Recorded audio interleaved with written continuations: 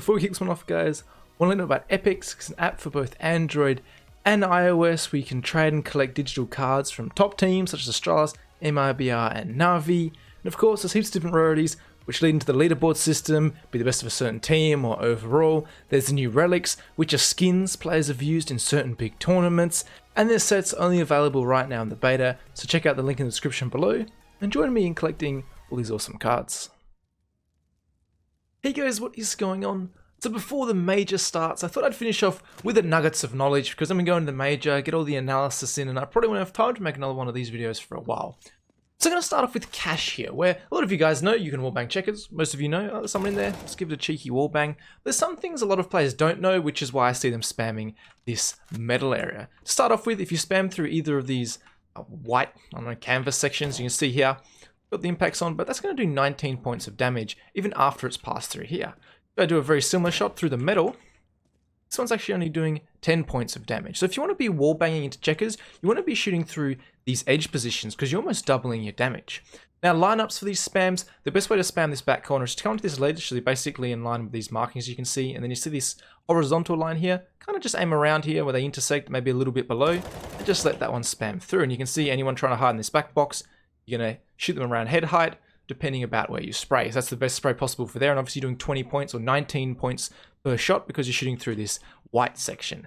Now for these back corners, it's a little bit more difficult, but the easiest line I have is just basically get yourself onto this position here, just stop, and you're going to find this little switch, you're just going to aim all around the top of it here. So if you just have a little spam around there, a little bit lower perhaps, again this is going to go into this corner, you can see some of them head level, 18 points of damage per shot, you're going to get that headshot in there, they're not going to feel so safe. And the last spot, which is obviously this wall here, quite a broad area and probably a harder one to wallbang if they're sitting there. Most of these obviously applicable in a retake scenario. So you're just going to move yourself up from this notch up to this one here. And again, just slightly above this same switch. So around here, you can maybe spray a little bit left or right. And you can see that's going to hit along the wall here. A little bit high, some of them. My spray control is pretty bad, but you can see you're going to try and get those shots in. So that's the best way to wallbang checkers. Yeah, that's simply it. Let's move along. For Mirage, we're towards the B side. I'm going to talk about locking off these rotations once you take the side as the T side. So the first thing going to be, obviously, most teams will get their AWP here. It makes it very difficult for any CTs to cross. In little situations where you know the last player's market, because you are very exposed up here, the AWP doesn't have time to get that position here. They can actually get on top of this fan, crouch down, and you have a nice little line here in towards that market area. And you can see anyone along that line is going to get shot pretty easily. There's my bullet hole right there. So no one's really crossing your line here without you spotting them. From their point of view, edge of here, they're probably going to come out, clear this fan area. You could be AWPing. There's no way they're checking that. So that's a little bit cheeky, maybe a little bit gimmicky, but one that's going to be definitely be satisfying if you hit that shot. I think I've covered this before, but smoking off these areas is pretty easy. Into this corner, and that's going to be jump through up to the corner of that building as you saw. That's going to smoke off the window that we've been talking about this whole time. And if you want to do the doorway as well, back yourself along here, find yourself just above this brown spot, which you can see just below my crosshair. And again, this pillar up to there, that's going to also be a jump through. And the great thing about these two smokes is they land inside the doorway and the window, so there's a lot less space. If the smoke had bloomed out like this for a CT, maybe flash, and they can pop out all different directions. It's a lot easier for you to hold if you are in this after plant. You can hold this smoke a lot easier, hold this one that's inside, without them potentially jumping out at an angle you're not expecting.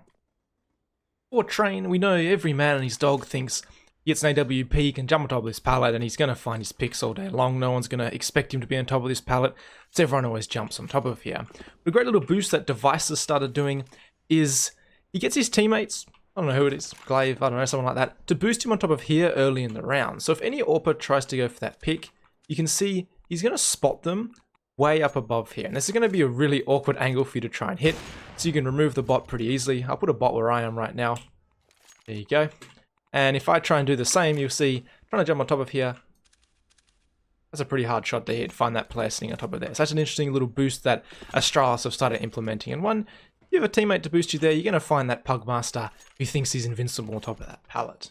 Now, one other thing I wanted to talk about was E-box off angles. And this is something a lot of players in pugs or casual players won't play much, which is positions like this here, where you can wait for any players to come out E-box, hold this angle here, they're going to stream out either way. Because if they're coming out of this position here, they're going to be like, all right, E-box is clear, they're going to start coming out like so, and then you're going to be sitting in a position like that, and you're going to find the relatively easy kill.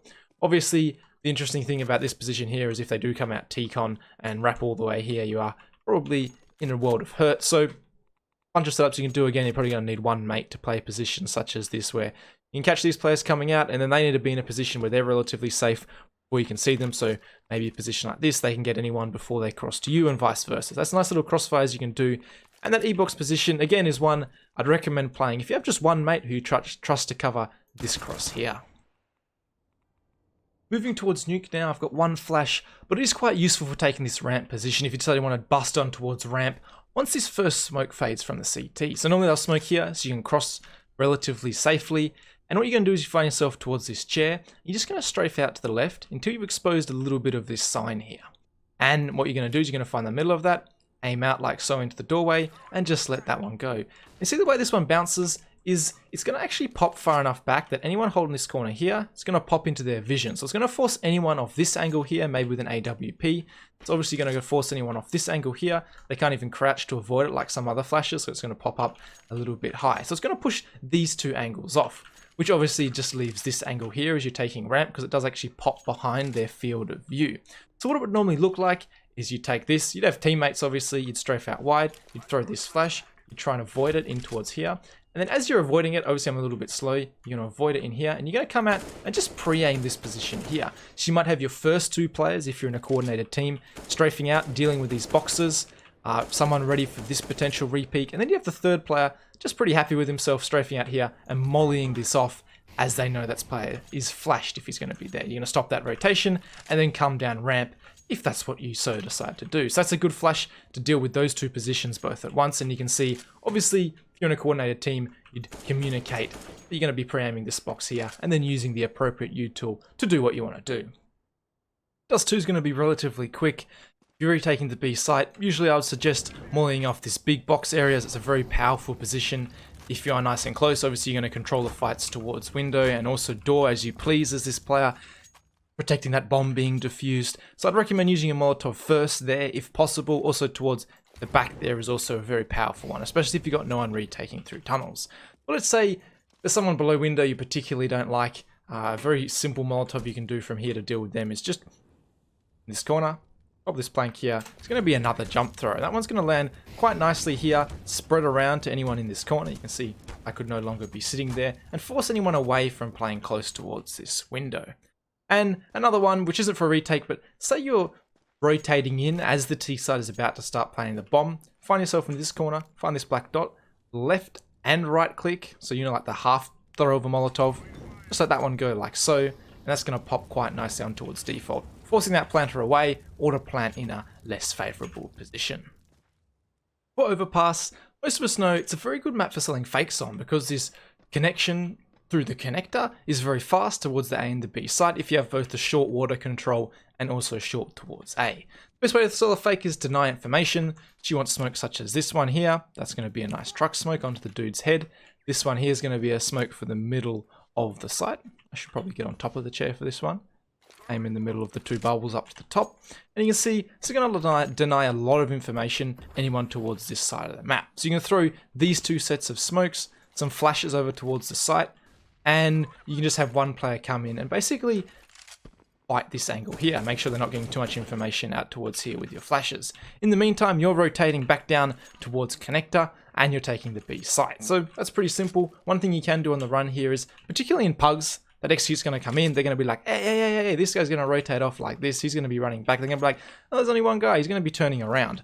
So as you're coming out this connector, to deny this rotation, you can just run out, find yourself on this railing, and you're just going to aim top of this triangle in towards there and let that one fly like so. And that's going to pop out like this. So anyone trying to rotate back, they're going to be in a... they're not going to be able to do it, basically. If they do, they run out into the open. Your teammates are going to kill them as they're coming out this short area. So that's an interesting Molotov you can throw there. And really, just a bunch of utility. Also, some cheeky stuff from here. By the light bulb. You can throw that one. Top of the wheelchair. Sign guy's head. That's also going to be one. So the first one's going to be towards dumpster. And that one's going to be another truck smoke. So that's just a little bit of utility you can throw towards the A side. Use it as you will. And finally, of course, we have Inferno. Now everyone knows that you can smoke off jungle. You just back yourself in a corner like this, maybe at the top of the leaf, and that's going to be a nice little smoke for jungle. But you probably all already know that. One thing you can do if you don't have a smoke, or you want to save your smoke for later but you have a spare Molotov, is find yourself on towards this balcony, this I don't know what you'd call this, the corner of it. You guys can see exactly where that is. Pull out your Molotov. You're going to be able to Molotov off this corner instead. So you're going to find these markings or this little bit of wear on the window. Find the bottom hump and just come out to the middle of this part of the door. It's not really a door. I don't know what to call it. Who knows? Who cares? Aim there. And it's going to be another jump throw. And you see this one's actually going to pop quite nicely towards this jungle position. So any AWP on this line is obviously going to be forced off away. They can't hold any angle down towards middle. This guy will survive, so care that, but it is a good way to force anyone off this corner and gain a little bit of mid control if you don't have that smoke or if you do indeed need that Molotov. Now CTs, there are always gentlemen who like to hold up here towards this balcony area. They'll sit up here, play annoying angles like so. If you do have this mid control, maybe your teammates use that Molotov first if they also like these videos. They can use that Molotov. You guys can take top mid control. And you want to Molotov that balcony if some kind of balk hit. You're going to find the middle of this window here.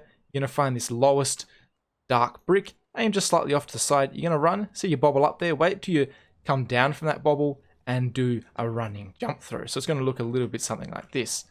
Running forward, off here, and do a jump through. It's going to bounce off the skybox, land on this balcony here, and force anyone away off there. And they can no longer play in any of these positions.